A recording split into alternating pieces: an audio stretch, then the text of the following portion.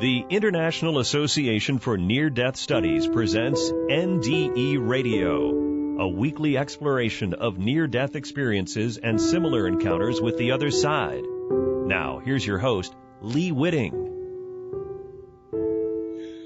Welcome to NDE Radio, brought to you by IANDS, the International Association for Near-Death Studies. I'm your host, Lee Witting. The contents of this show will be different from most, as our near-death experiencer will attest to today. As politics and religion have become more polarized as a result of Trump's election a year ago, the dirty underbelly of true behavior is emerging out of all the lies and posturing. It seems that men are becoming more transparent concerning their violence toward women and children and their predatory sexual impulses. Rapists and child abusers were becoming culturally comfortable with their cruel behavior, and Trump's own admissions of his sexual exploits outside of marriage made other men more overt in their behavior. Well, hey, they thought, if the president can boast of his predatory grabbing of women's body parts and sexual references concerning his own daughter, then why can't all sexual perverts do the same? But here's the good news. This ugly candor is being met with force, the force of women finally brave enough to stop sex violence in its tracks. The charges against millionaires running Fox News and alleged rapist Harvey Weinstein are the beginning rockslide of an earthquake that promises to change the sexual abuse of men against women and children. Of course, not all sex abusers are millionaires and billionaires like Harvey Weinstein, Bill O'Reilly, and Donald Trump. This sickness is spread throughout the culture, as our guest today can truly attest. When Pegi Robinson appeared on our show on November 21st, 2016, she described her NDE as a fight with God to return to her family. What listeners didn't know about then, nor did I till I read her book, was the almost constant violence and sexual abuse Peggy suffered through her childhood and through part of her adult life as well. If I'd known last November what I know now, I would have asked her one question. Why would you argue with God to return to the horrible life you were living on earth? Well, Peggy, welcome back to NDE Radio. Hello, Lee. Hi. Early in your book, you wrote, as you were sitting in your crib, you were telling God he'd made a mistake, that you were sent to the wrong family. And it doesn't take too many pages in to think that you were absolutely correct in that. Peg, let's start with just a quick review of the story of your death while you were miscarrying during an ectopic pregnancy. Okay. It was 1986. I was 25 years old. I had 3 little boys at home, and I was pregnant for twins. I was 2 months. And I'd had pain for a week, and my doctor assured me every other day when I called and told him something's wrong, he assured me that everything was fine. He had done an ultrasound. Both babies were in their uterus. It was not a tubal pregnancy. When the pain got so bad by the end of the week and I started bleeding, my husband took me to the hospital, and he signed the papers, and nurse was pushing me down the hall. And I thought, I'm going to throw up, or now I feel like I'm going to pass out. And I felt my head start to drop, and I went to reach for the bowl in my lap, and I couldn't get a hold of it because my hands wouldn't move off the armrest. I had lost contact with my body. And next thing I knew, I thought, oh, gosh, I'm passing out. But what happened, like you just click your fingers that quick, I was shot like a rocket up through space. The noise, the vibration was so loud. And I knew instantly I had died, because what else would you think? You know, all of a sudden you're sitting in a chair in a hospital sick, and then wham, you're shot through space, and it seemed like a tunnel, but it seemed like a tight space I was in. And it was real loud, bumpy ride, straight up, and I thought, oh, gosh. You know, I already started thinking right away about running away, because I thought, I got to get back to my kids. And I thought, gosh, I'm so far out in space, I'll never find my way back. And then all of a sudden, everything stopped, the noise, the bumpy ride, and I am suspended in complete quiet and a bright white. I look around and I can't see me. I look all around, up, down, middle, everywhere is bright light. And I think, okay, this must be heaven. What else would it be? And then I'm alone. I thought, what did I do wrong that I would be alone am I going to be alone for eternity? And then I looked up to to the right in front of me, and I seen like an outline, a panel of people. And I thought, oh, I'm not alone. There's somebody. And I kept squinting my eyes, like you think you have eyes. And I'm trying to focus better, like who's there? And then my eyes are scanning, trying to focus, and I see an outline of a being, just the same as a same outline, sitting up front and center of this group of people. And I thought, okay, I got a complaint department. And I started screaming, I won't go. I have kids to raise. I am not going to leave them down there. I was abused my whole life, and I'm not going to leave my kids to have anything, one thing even that happened to me happened to them. And then to my left, I saw like this little vision, like just a scenario of this child screaming, throwing a tantrum, and it seemed like a store, like they were checking out. And his mother and father stayed very calm and quiet and didn't get upset, just, no, you can't have this to this child. Well, that showed me, that's how I was acting. I was acting like a spoiled child, screaming, demanding what I want, and I want it now, and that I needed to humble myself before God. I think I had some sense. And so I did. I humbled myself before God, and I said, I know you're omniscient. I know you can see into the future. If you see in the future and my kids would be better off without me, I'll stay. But if for some reason, no matter what reason, they'd be better off if I was with them, then I beg to return. And then I saw some other kind of image, not in this white place anymore, but like I was above the trailer looking down, and I felt that must be Jesus. There was a man there with me, and we were just kind of hovering over top the trailer, but it would be like a night, but there's no roof, and I could see down to my 3 little boys, and it must have been in the present because they were mourning my death. And my youngest son, Jeremy, is very sensitive, and he was telling his brothers, I don't care if you say Mom is dead. I want her back, and I want her back right now. And I felt his pain so hard inside me that I crumbled. And now I am back in heaven and in front of this panel, but I believe I am crumbled at the feet of Jesus. And I am sobbing because I know now it's not God's fault I'm here, it's mine.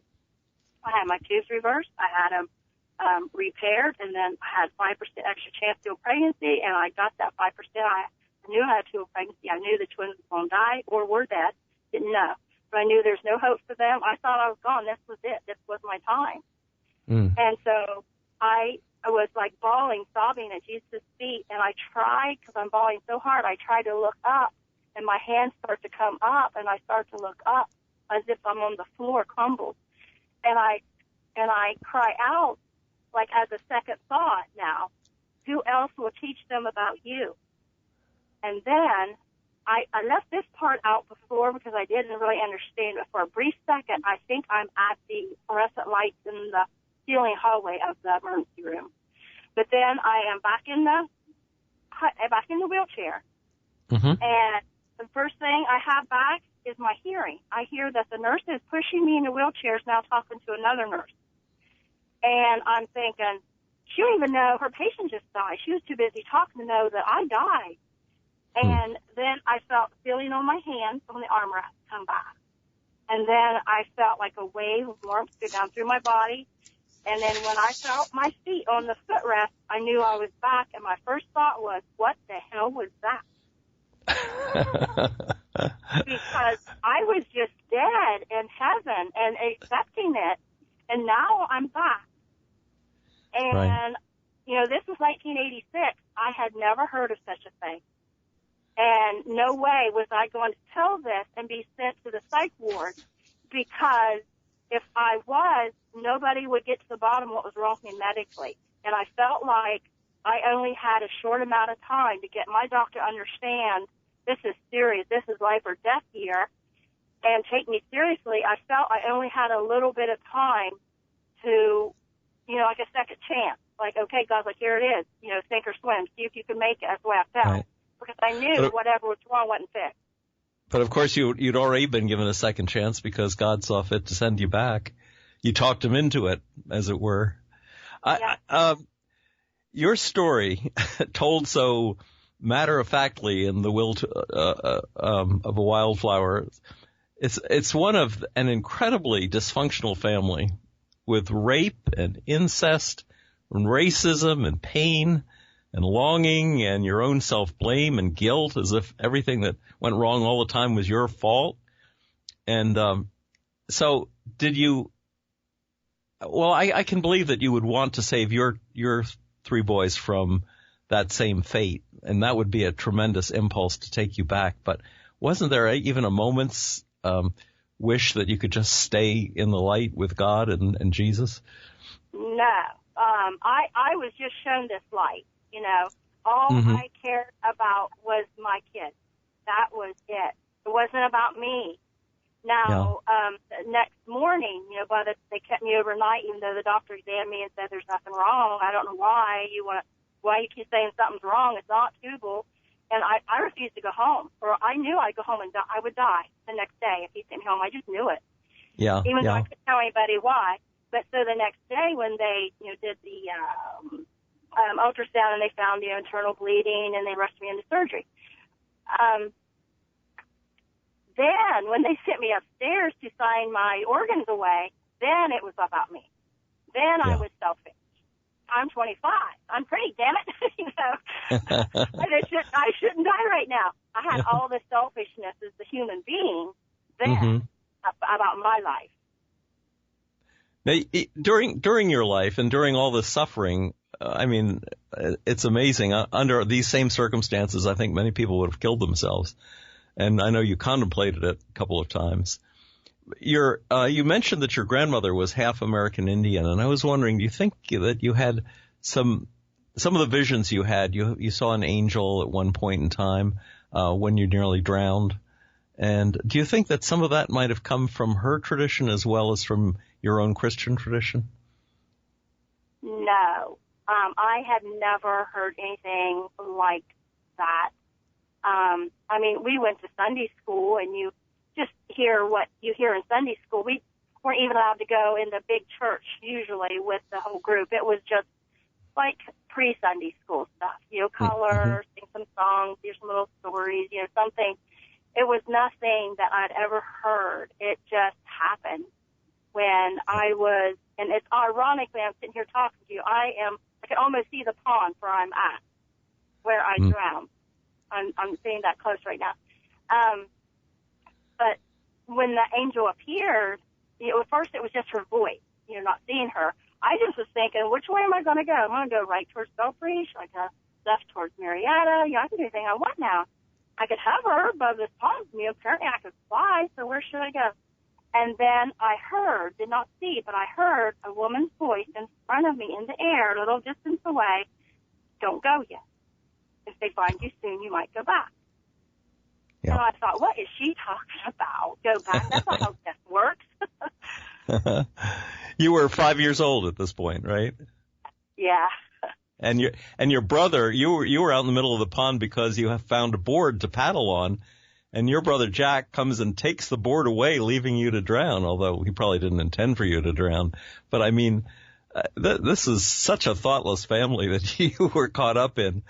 And you mentioned somewhere in the book that you saw a family, maybe just down the street, and you had this impulse that maybe that was the family you were supposed to have been born in because they were all getting along so well. You think that possibly God made a mistake in putting you in the family you were in? See, that memory about sent to the wrong family, that has just never left. That is my earliest memory of sitting there in a baby bed and having that moment. I am sitting there talking to God just like it is nothing unusual at all. I don't hear him or anything. I'm just, you know, rattling away in my mind. Very clear conversation. Hey, you sent me the wrong family. And there was just silence. I thought, gosh, I'm just stuck here. I'm all alone. So then later when I saw that family playing in the yard a little bit after my drowning when I was little, and I jumped up out of the back seat and I looked at the back glass and I felt, I have played with that family. I feel I belong to them. I just want to get out of this car and go run with them.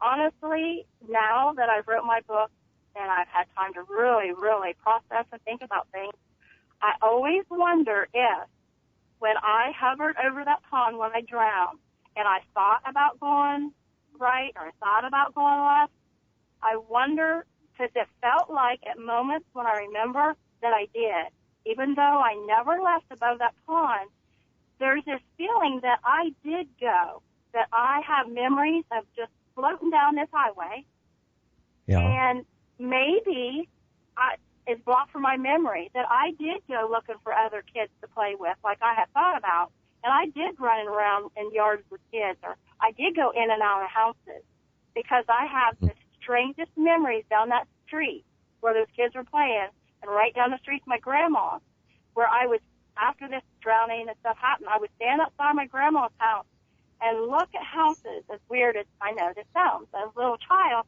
I thought, I should just be able to go in there and float in and out of these houses and see what's in there. Why am I feeling this way? I'm not allowed to do that. And I would just stand there in this lost space thinking, I remember doing that. But then the other side of my head is saying, you cannot do that. You did not do it. I'm like, it feels so familiar. So that's what, honestly, that's the conclusion I've come to. I think I was in several places at once over the pond. You said you thought about finding some ghost kids to play with in your book. Yeah, that's what I wanted. When I hovered over the pond, I thought, well, what do I do now? I'm a ghost, and I'm dead, and I'm still here. So at first I thought about old people. And I thought, well, no, I'm a kid, so got to be kids around here. Kids die too sometimes. I'll go find some kids to play with. Because I was on the other side. I thought this was it. I didn't think people went back or anything. I thought this must be what death is. It seemed pretty cool. Yeah. There are some happy moments in your book, not too many of them for sure, but one of them was when you were singing Jesus Loves Me in Sunday school, and the kids complained, but the teacher said just to go for it. Yeah. Yeah. And I'm right next door to that church where I'm sitting right now too. It's weird. We went into Sunday school, and there was a closet that the Sunday school teacher opened up, and there was stacks of papers, and she said, pick out a coloring page and go sit down. And when I walked over, I started having, of course, all these things happened right after I drowned. I wasn't this weird kid my whole life. It was just a little while. And I pulled out a picture, and I seen it was of Jesus sitting on a big rock with children standing by his side. And one was sitting on his lap, and it seemed like I remember instinctively when I saw that picture, this is it, this is the one. Like I was meant to find this. It was a strange 5-year-old experience. And when I started coloring, it's like I got so into it. I started singing Jesus Loves Me over and over, louder and louder. And before I knew it, it felt like I see the picture of me standing there in front of Jesus, waiting my turn. And I wanted to push that kid off his lap because I could not wait to sit on his lap. When I'm standing there, I could feel his love. And even though it didn't say it on the page, which I thought I couldn't read anyway, something informed me as I'm doing this, seeing Jesus there at the kids. Something informed me, just like when I drowned, things would inform me of information. Something informed me, Jesus loves children of every color. Never forget that. And that was like a stamp put in my soul, rest of my life.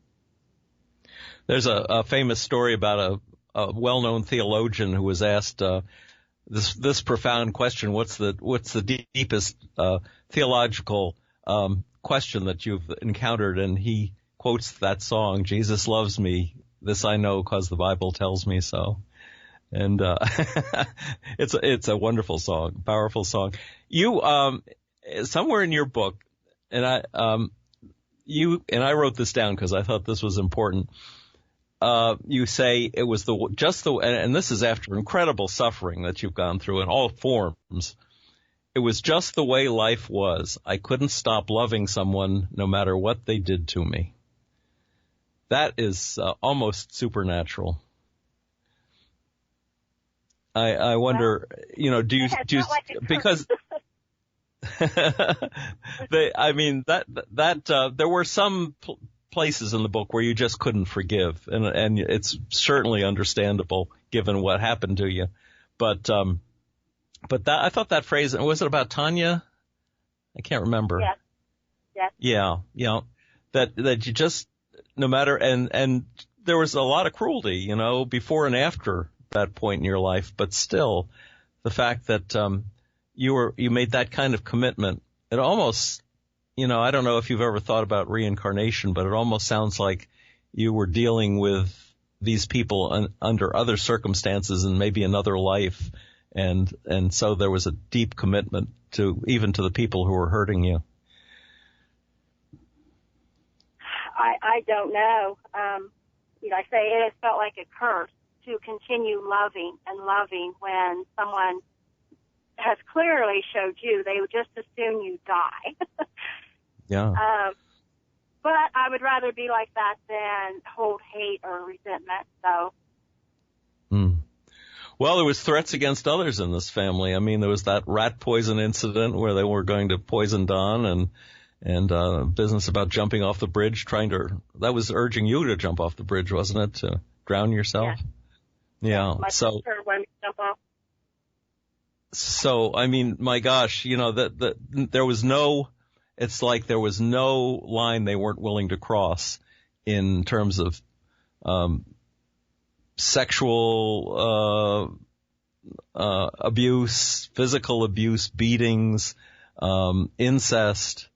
I mean, it was just, people need to read this book as difficult and as painful as it is, because it tells a lot about, it uncovers a lot about what we don't talk about in society, or what we never used to talk about in society, but it's there. And it wasn't just your family, that's for sure.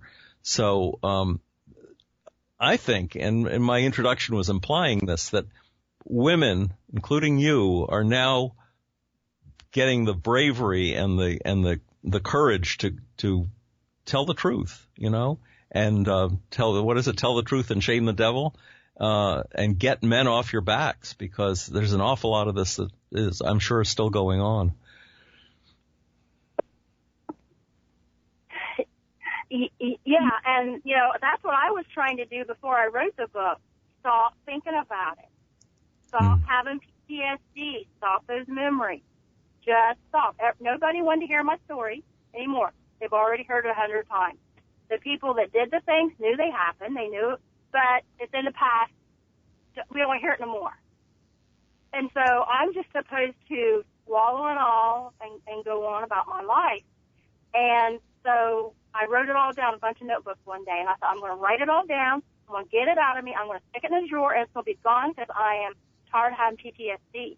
The next morning I woke up, and I looked at this notebook, and I thought, I feel just as bad. I thought, it won. Everybody that ever hurt me won. Fine. There's no such thing as justice. This is my life. Accept it. So I picked up the notebook, and I picked up the first one, and I started reading, like, blah, blah, blah, my stupid, horrible life that nobody cares about. And what happened was, all of a sudden, all the bad stuff got pushed, like, to the left. And all I could see now was the spiritual stuff. And I realized I had been putting the good and the bad under the rug just the same. And it was like all the good stuff started begging for me to pay attention, like, okay, what about you stand there wanting to sit on Jesus' lap? What about this angel that appeared after I drowned? Then I saw her after I drowned. I knew these things, memories were just as real as the abuse and everything else. They were just as real, but I always pushed everything out of the way. And I thought, forget all that bad. Let's look at this good. Let's start examining that. And when I did that, it felt like everything lit up, like all the dark went away and everything started lighting up. And I've been walking on air ever since. And this was over a year ago. I got rid of the PTSD in that moment. Wow. Has your family members read your book? I don't know. So you haven't had any feedback from them, as it were?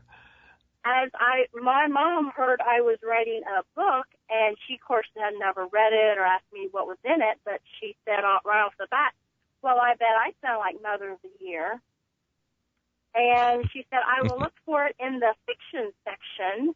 And even if it is published, it will never be a bestseller, which my book was never about that. My book was just going to be for me to pass down to my grandchildren after I die. That's what my book was for when I wrote it. And by the time I was getting finished with it, a friend of mine asked me if I wanted to send it to her publisher. And I thought, gosh, I'm a horrible writer. I'm bad at spelling.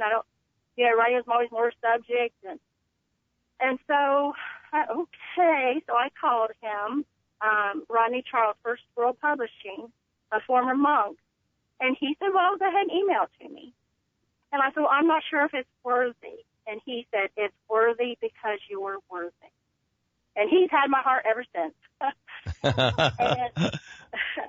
I thought that was the nicest thing to say to someone you don't even know. So I sent it to him, and a couple of months went by, and he got back with me, and he absolutely loved it.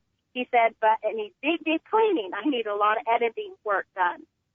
So I spent all summer with a wonderful editor in Parkersburg, West Virginia, Sandy Tritt, Inspiration for Writers, and she was a godsend. And I made sure no ghostwriting, nothing. This has to be truthful, factual words. I just need it cleaned up, where it's not a mess. That's all. And so it stayed true to my words 100%. And so we got that done, and so it got published. Did she suggest eliminating some of the abuse stories or not? There was only one, and I was skeptical and putting it in when I wrote it, and so I took it out right away when she just adjusted it. There's some powerful stuff in there, which, well, for instance, was it your uncle's friends fingering you as a child, passing you around from person to person? I mean, it's just terrible what you went through.